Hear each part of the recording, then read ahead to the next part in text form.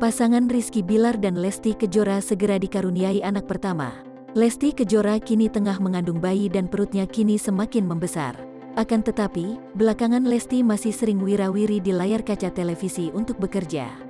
Meski demikian, Bilar mengaku selalu memantau dan menanyakan kondisi sang istri. Aktor asal Medan ini tidak pernah memaksa Lesti untuk bekerja atau menghadiri undangan tertentu. Bilar sering memberikan pilihan, apabila tidak kuat, maka lebih baik beristirahat saja di rumah.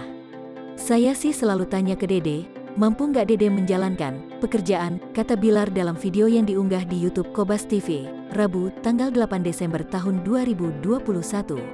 Kalau Dede nggak mampu, saya menyarankan untuk istirahat, kata Bilar.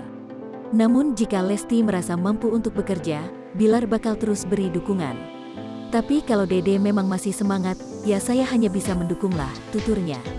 Meski begitu, di kehamilan pertama sang istri, Bilar tetap menjadi suami siaga dan perhatian. Tapi tetap saya mengingatkan kalau kamu nanti memaksakan takutnya kecapean segala macam. Bagaimanapun kita selalu konsultasikan ke dokter kalau nggak mampu, ucap Bilar.